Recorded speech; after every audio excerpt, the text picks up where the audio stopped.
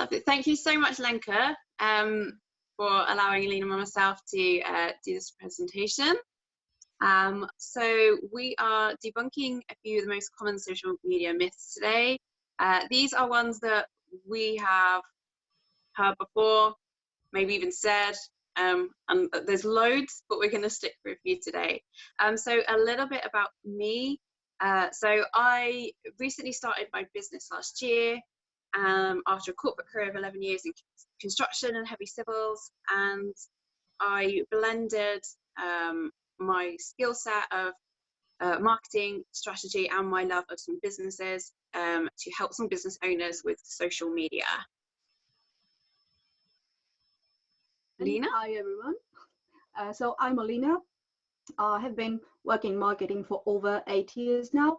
I'm from Greece. I have experience in both B2C and B2B, and I really do love content marketing a lot. I love everything about it. I believe that the content still is the king and probably always will be. And I really love everything about researching it, coming up with the right topic, finding the most interesting stuff for social media, whether it's a text, a blog post, or video, or photo, or anything really. So yeah, that's what I love most about it. Thank you. So these are the myths that we're going to be focusing on today. So I'm going to take the first few and then hand over to Olina. Have a little look. How many of them, have you said before? Have you heard before? We'll be asking a question about them at the end. So let's get started. So this is a question to you guys, and you can answer in the chat. How many people worldwide do you think are social media users? Just give you a quick.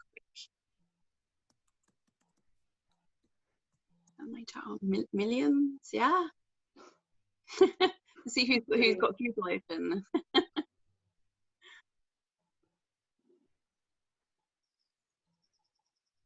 Cool. Awesome. So this fits with this myth around my customers aren't online.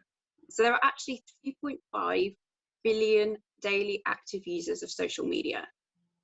Now, I knew there was a lot, but this is a whole different figure. This is almost half the world's population.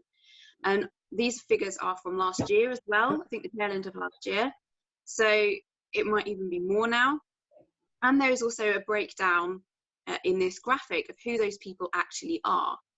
Now, I find this question really fascinating when I talk to people about it, because for me, it highlights that actually sometimes people don't always know who their customers are. And that's really, really important, because you can sort of say off the cuff, oh, my customers aren't online, and not really give any consideration as to whether they are, whether you can reach them. So when we're looking at these figures, so people from age 22 to 72, that's probably most of the spend in our country. And this is worldwide. So if you haven't identified who your customer base is, I'm pretty sure it fits within that age range. Now, obviously, there are different parts when you're thinking about a customer. It isn't just about their age, it's their occupation, their location, and all sorts of different demographics. And I think we're going to cover those maybe in future presentations about the types of communities that are online. But I find this one really fascinating. And actually, when I talk to people directly about who their customer base is, actually, when you dig a little deeper, people don't necessarily know. A personal experience of mine is I spent some time working with one of the business owners in his business, and I sort of asked him the question of, who were your customers? And he thought it was, predominantly older men, but actually it was young women, because they had the spend power in their home. They were buying it for their other halves, but actually that was the market, that was the main core of the customer.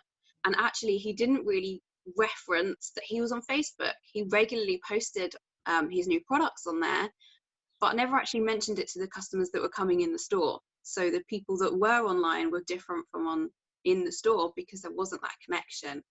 And it's fantastic, because when I started telling people we were on Facebook, within half an hour of him posting a new product, the customers would be coming through the door to buy it.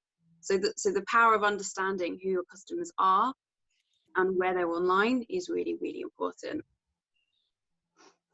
So these are some figures that were highlighted to me from Lenka. I think they were posted by Andy Lambert of Content Cal. So usage is up. Obviously, everybody sat at home. They're on their phones. So as much as, you know, we've got those daily active users, you know, the usage has increased so much more. I mean, look at those figures across every platform. I think that's absolutely fantastic. We're not utilizing this time now to really focus on who our customers are and where they are online. I get too excited. This is crazy. This is crazy amount of attention that we need to be making the most of. So this is another one of my favorites. I've had direct experience with, that people don't like social media. And I want to be mean and say, it's not about you, but I mean it in a nice way. So I think there's two issues that come from, or a solution to not liking social media. So people don't like social media because they might have had a bad experience. They've tried it, it didn't really work for them. But, you know, they don't want to touch something because they'll break it, or they've just not really explored where it fits in their business. They use it for personal, you know, sharing of their food and their, you know, photos of their kids, and they don't understand how it translates into business. And I think if you look at it from personal into business, actually it can seem quite difficult. It's a different tool on its own. It fits within the marketing strategy. It fits within your business. It's paramount that you understand where it fits so that it doesn't seem overwhelming. It doesn't, you know, feel clunky and wrong. It's just another part of your business. And we all have parts of this business that we don't like. I don't like dealing with my accounts and my numbers. We all have those different areas that we don't like. But when you're building a business, when you're building a presence, you need to look into them. So there's two solutions that I think really help this. So one is to take the time to understand where it fits in your business, where it fits into your marketing strategy. Is it integral to what you do to use social media? And, you know, we'll look further on in which platform, etc. Because if you might have had a bad experience with one platform, the likelihood is, you know, you need to overcome some barriers, or maybe use a different platform altogether. So educate yourself, take that time. No one, this is all new technology, it changes all the time. No one just knows it, and no one who is a professional today has sort of woken up one morning and understands and knows all the updates and everything. It is a learning curve for everybody, so take the time. Another one is to work with professionals. So people who have got lots of years experience under their belt, who are active in the area, all the updates and all that knowledge and experience. Find someone to work with that really helps you as an individual. I've seen and heard lots of stories of people working with people who were condescending towards them, and it just puts them off social media. So as professionals, we need to be nicer to people and work with the right people. I'm sure we all do.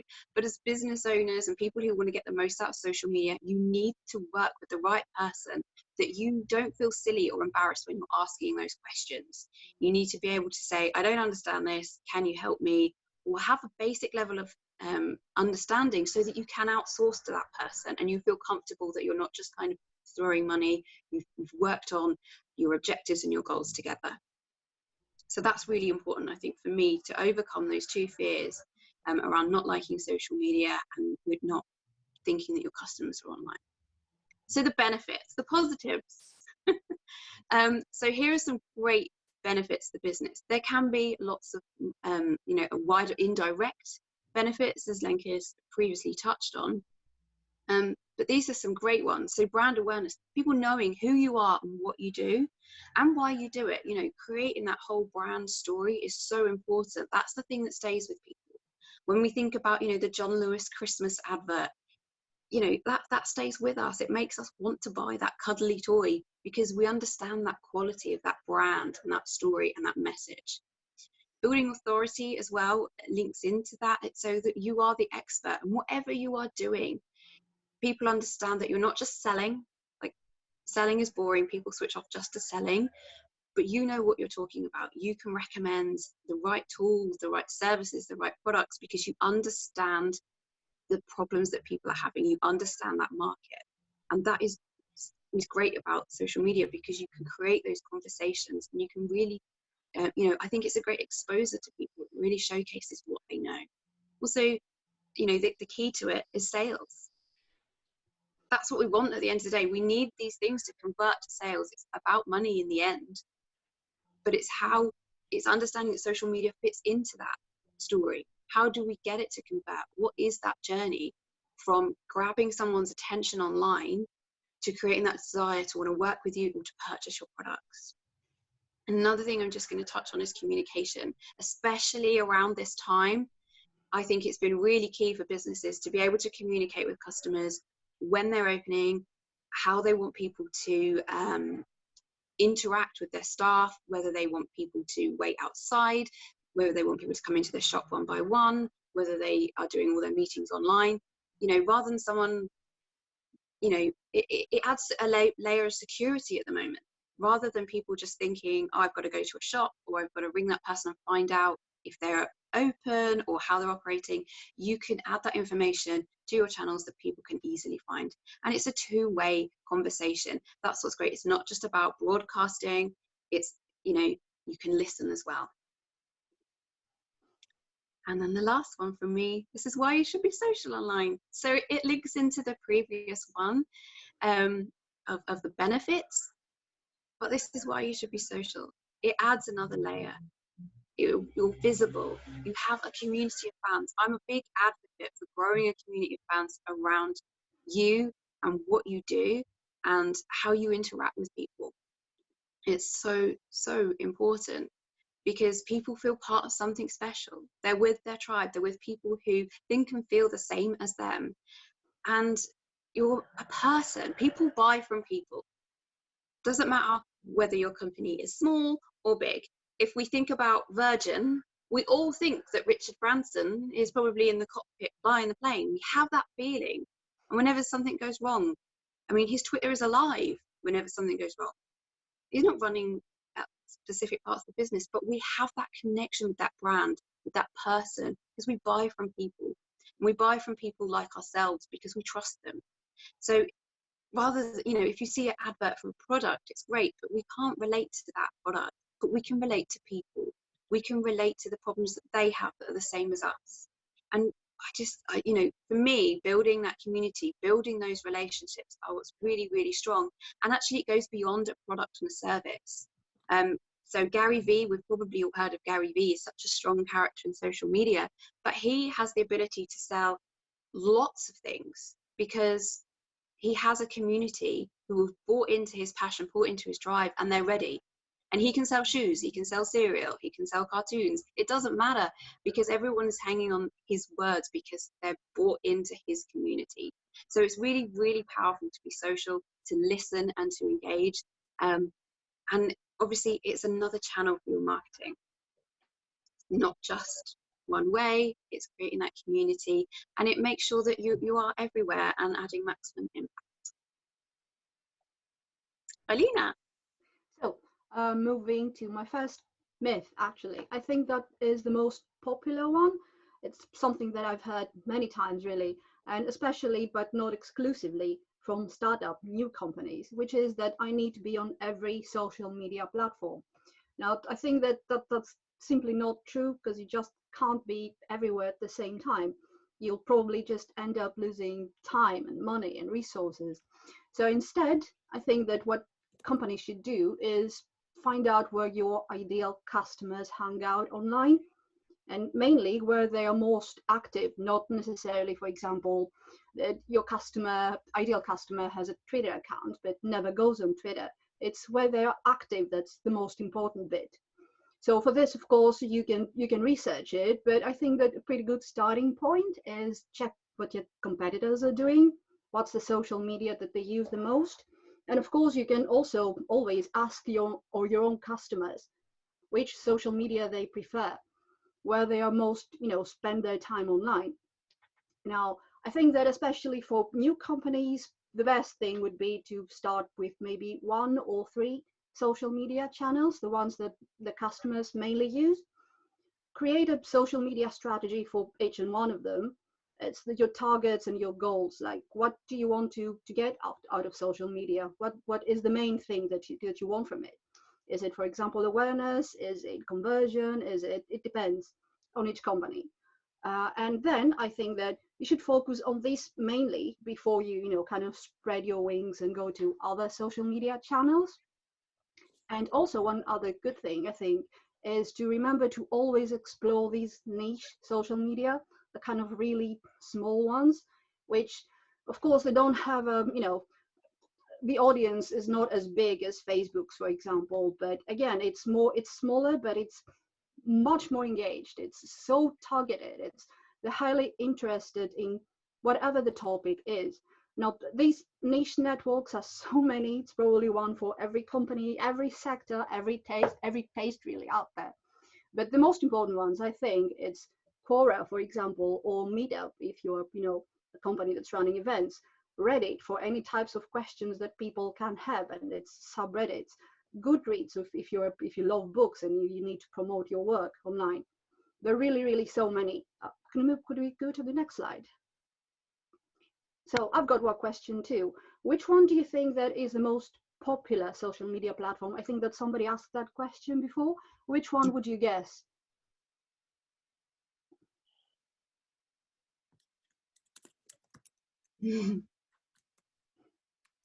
So lots of thinking going on.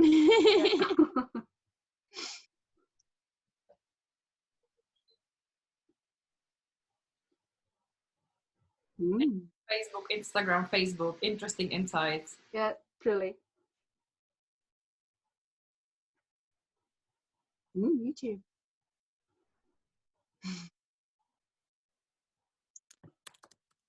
So if we can move to the next slide. Yep, it is Facebook. As most of you imagined, really. Facebook is still the king of social media. It's still a thing, it's a given for pretty much all companies that they need to have a Facebook account, they need to be on Facebook. YouTube is the second one. I don't know if that's a surprise for many of you, and WhatsApp, of course. Now, what I find really interesting in this is that, for example, TikTok is on the rise. It's becoming huge, really. And the other interesting bit is that Reddit, which is kind of a niche social media platform, has more active users, people who are on it like all the time, more active users than Twitter and Pinterest combined. I find that a bit, a really interesting bit of point. Next slide. And again, you go where your followers are, where your ideal customers are. That would depend. So, for example, a rule of thumb, or a rough guide, like it's that younger people tend to be mainly on Instagram. They're highly visual. So, for example, if you're targeting, say, teenagers and people 13 to 17, then your best bet would be Instagram, would be better than Facebook. So you should instead, I think, focus there instead of Facebook, which is, again, more popular with the older generations for some reason. I still love it. Next one. Yeah, that's another kind of persistent myth, that social media is free, so just why not go ahead and try it? So the truth is that, yes, social media is free, of course. You don't need to pay to have an account in most of them, but social media marketing actually is not free, because it takes a lot of time, and I know it takes a lot of time to create the right content, good content, but it is definitely worth it. And I do promise you, it does get easier in time. It takes some time, but you get used to it, you get the knack of it. So where do you start? So you have a social media strategy. Okay, that's great. Next step is, once you know what you want out of every social media platform that you own, you need to have a content calendar, the most important dates, the things that you want to post for on each social medium. Just always remember, that's a good tip, to allow some time for spontaneous engagement. Anything that happens, for example, anything that a conversation that it just starts, and you need to be there and you need to be a part of it. Repurposing some good evergreen content, it's also a very good idea. So if you had, for example, a really lengthy blog post that people really loved, there's nothing stopping you from using it again and again, or repurposing it. Like, you can have everything from a video or a series of videos on the subject that people loved. You can have images, you can have infographics, you can just use it again and again. There's no reason to just, shelf it and never use it again. And content curation, again, of course, which I find really, really interesting and a very good idea, thinking that it shouldn't only be about you, your company, and your products. Content curation, which is third-party stuff from really, really good sources, of course, really interesting accounts, could be anything industry related. So you can reshare it or retweet it or whatever, but giving your own bit of a personal opinion, your take on the subject. That could be anything. That could be any news on the sector, any really interesting thing that's been going on. And again, it's a pretty good idea because people also tend to reciprocate. So if you, for example, retweet someone, they're going to retweet you and they're going to get in the conversation, which is really, really, really good way. And it's what social media are all about, really. So next one. Again, that's persistent, that I need to create and post a lot of content, which it's not necessarily true. There's no magic formula as to how much content you should create and post. It's not like you should be posting every day or many times a day. It really does depend on the social media platform. It depends on your audience, when they're in, when they're not. It depends on many things. So really what I think that it's most important that you need to post regularly. So if people know that they're going to find you at least once a week, but it's going to be really useful and really good content, then you should be there once a week. So not necessarily every day again. It's mainly high quality and relevant and helpful content, something that it's going to, help and relate. Sorry about that.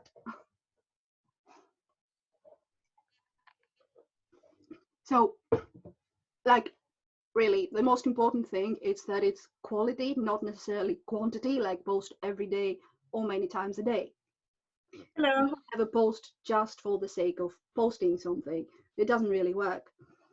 Find the sweet spot, the right times, the right days that you can get into the conversation and help people, and stick with that, and always experiment. Try again, new days, new things.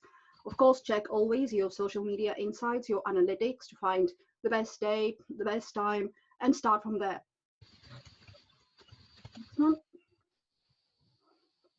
So for engagement, for example, I found that really, really useful because it gives the pre-COVID, like Markie said before, the pre and post-COVID, things that have really changed a lot in time. So this would be Facebook's global engagement pre-COVID, which means, according to this, Wednesday, for example, 10 a.m. and 1 to 2 p.m. would be the best really times and days to post. Now this, can you change the post-COVID has really changed a lot. Like Markie said, people have changed the time, the amount of time during the day and which day they spend at home, and being on social media has changed a lot. So there's been a really, really huge change in social media. So now, for example, the difference is that the best time to post would be Monday, Wednesday, different days, different times, as people tend to be more at home now. And next one. That again is quite persistent and quite popular, that you will get instant results, but doesn't really necessarily work that way. I think that content in social media can give really great results, but it just never happens overnight, really, because it takes time and effort to build a community, to build trust in your company. So the best advice really would be to be consistent, be helpful, be honest about what you do, join the conversation. Remember that it's not a broadcast, it's a two-way conversation. You need to talk to people and people will talk to you, and in time it will work.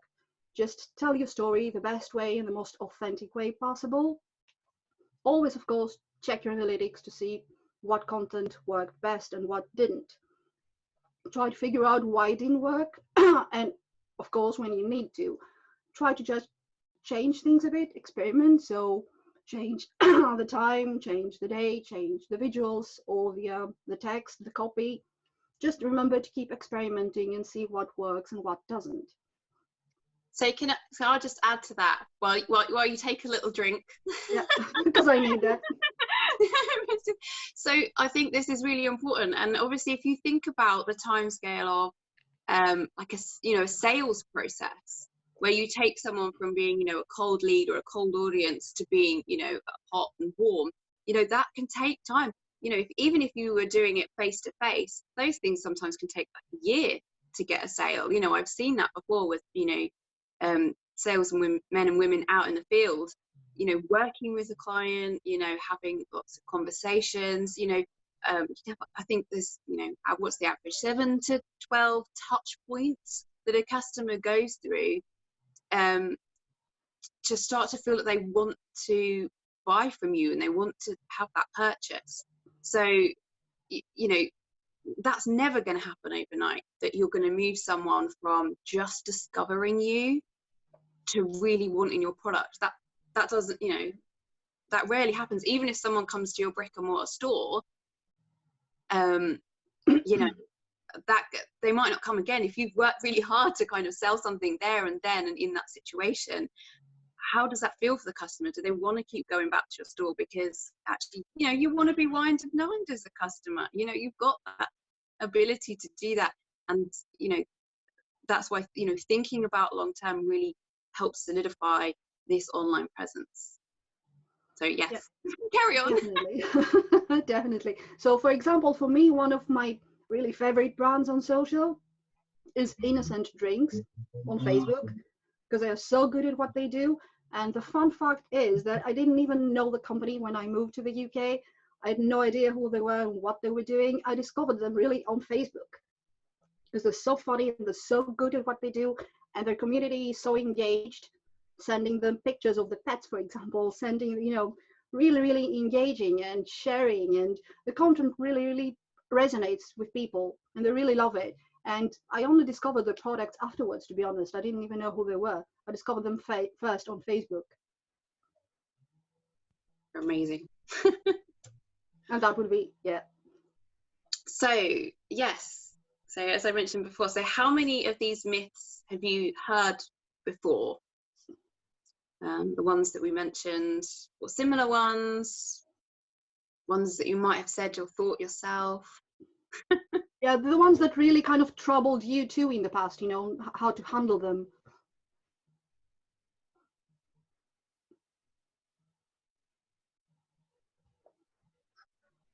It's like a bit of engagement.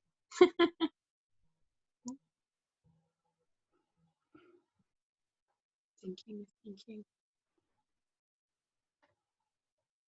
There's so many. I can think of hundreds more. I don't like social media. Yeah, I get that all the time. I don't like it. I don't want to do it.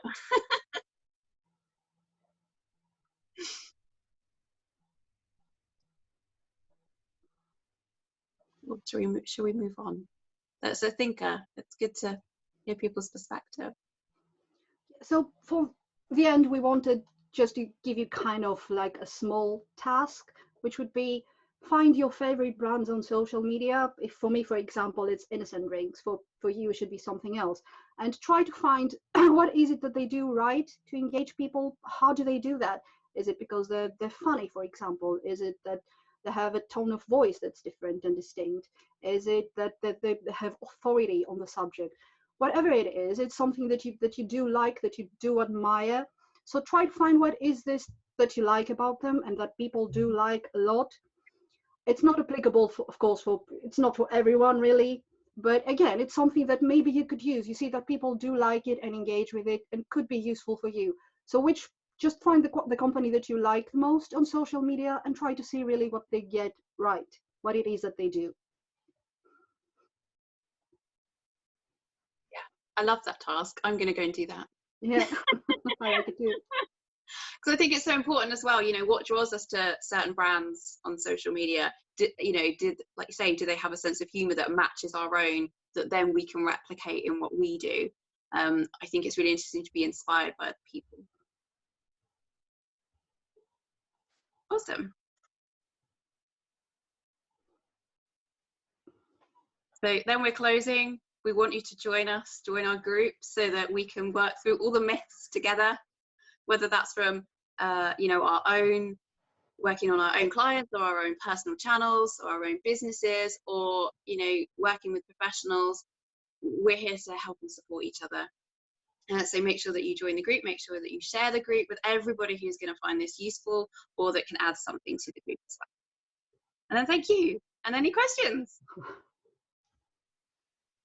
Amazing. Thank you so much for an awesome talk. I will stop sharing and I will unmute people now. So if there's anyone who wants to share something, who has a question, who has, you know, something to say, then go for it. You can unmute yourself. You can wave at me and I will unmute you, whichever way you want to do this. And if we don't have any questions, we have a question from Kelly who says, what is your view on replying to bad comments, like haters one? Oh, that's always a tough one, but I think that you should always actually reply. Many businesses just don't, and I think that it's wrong because it's out there and people see it and see that you haven't done anything, taken any action on it. So unless it's a troll, in which case I think that you can just dismiss. I think that the best course of action is to reply and ask to move it, you know, on messaging or DM or whatever. But you should reply and try to show some understanding and some empathy.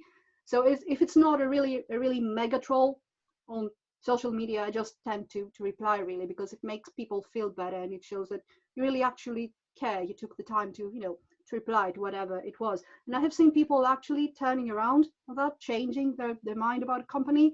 So they're starting with really huge complaints that this happened or that happened. And then if you show them understanding, they show understanding as well. And they change their mind, they change their opinion, and they change their reviews too, by the way, which is quite useful. Yeah, it's totally your chance to show that you're a superhero at customer service.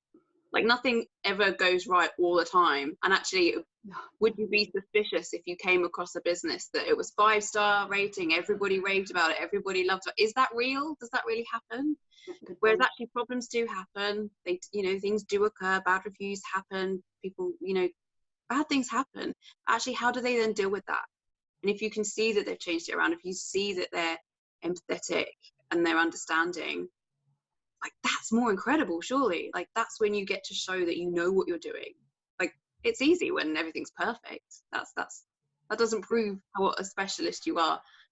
So I think, you know, work with it as much as possible. So definitely respond.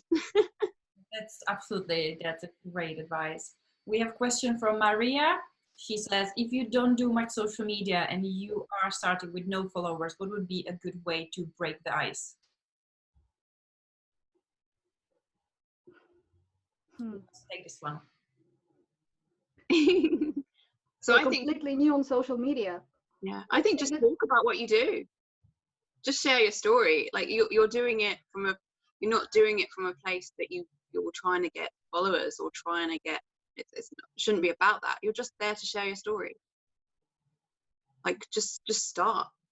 Like too many people worry about the follower count. It doesn't mean anything. It doesn't mean anything, grand scheme, and everyone's got to start with 0. So yeah, you need to start somewhere. It's a good idea, for example, always to ask questions. I think to run a poll, for example, or you know, join a conversation and get people to talk, ask their opinion. Everybody loves giving their opinion. So if it's anything that you really need to learn from your audience, just go to them really. Yeah, I really like Charlie's comment who says, I would 100% put out a post that introduces who you are and what you do. Absolutely. If you're just starting out, as Markie said, tell your story, be like, this is who I am, this is what I'm trying to achieve, this is what I'm here to help you with. Lovely to meet you. Let me know your questions. Kind of introduction and telling your story is always a good start. Brilliant. We have another question from Corinne. And he asked, what is your #1 tip to engage people on building the community page? I have tried different tactics. For me, it works best when it's not a business page, but a simple group. People buy from people. Be a person. I think it depends, like what you're trying to achieve. Like what is the, you know, the goal of the group? Is it you want 1 million people in there? Is it that you want meaningful conversation? Is it that you want people to help each other? Like what's the goal of the group? And communicate that. What do you want people? You have to tell people what you want them to do, because people have got enough going on. They don't want to have to you know, think about what's the purpose of this group, what do they want me to do, like just be, you know, guide people, say this is what we're trying to do, here's, you know, some resources, or ask questions, or what, you know, help people out. Yeah, and again, you can also you can always check what your competitors are doing, you know, what the conversation is, and what the things that people need to know, what the questions are, and then you can go on and reply, you know, find the most interesting subjects for them and go and reply, or write a useful piece of content or a useful video. And always remember, of course, the kind of a golden rule for social media, which is the 80 to 20. It shouldn't always be about your products and your services. Should be about 80% should be about other people, third-party content, for example, or news, or anything that people will find useful or fun. And only the 20% of it should really be about your products. Nobody likes that, you know, aside from some companies with offers, for example, nobody really likes people who are too salesy. And as Markie said, it's all about people. So that's who you're talking to. Yeah, so right. One question that is kind of a mixture of a couple of questions that I've seen before this meetup and in your comments, and that's finding the right platform for you. You guys mentioned that, you know, you should be on one or two of the networks, don't try to be everywhere, find out where your audience is. And where would you go to do your research to find out the distribution of social media users, about the various platforms, when I'm trying to figure out which platforms I actually should be on, where my audience actually are active? Well, there is some rule of thumb, which is quite useful in marketing, which is that if, for example, you're a B2B company, you need to be definitely on LinkedIn and on Twitter. That's where the conversation is. I would also add the niche platforms that I mentioned, like Quora, for example, or Reddit, because people go there and ask questions.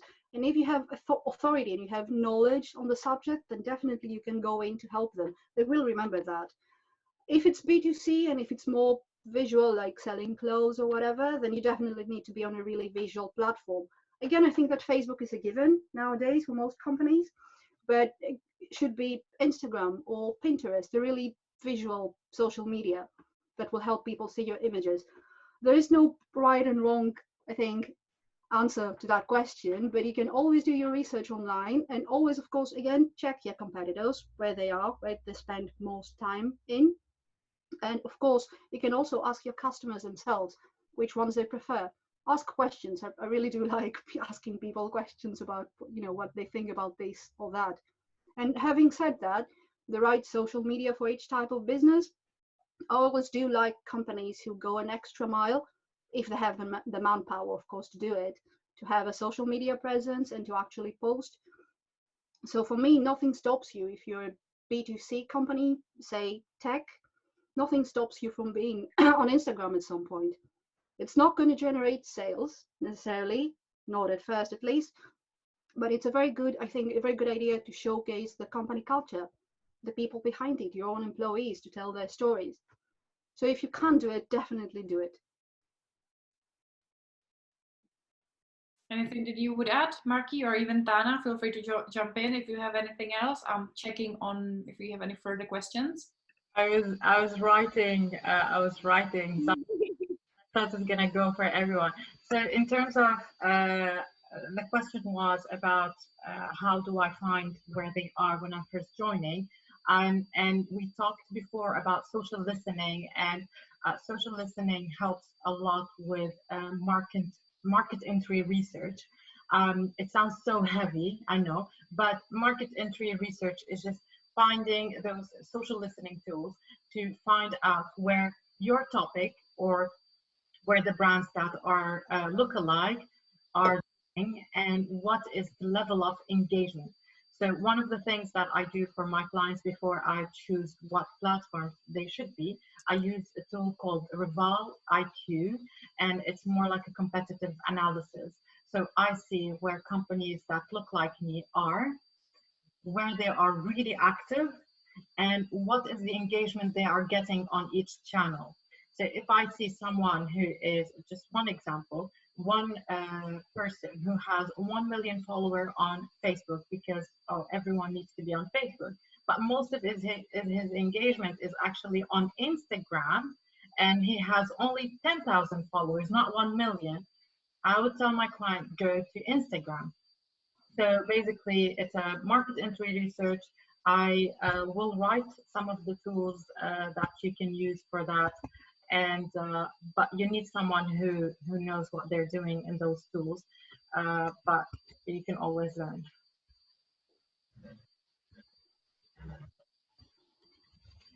I don't have anything to add. It's a good question. You've got lots of great answers. That's amazing. So if anyone has any last remarks, if anyone has anything that they want to ask, then please go ahead. We have a couple of minutes before the session is over.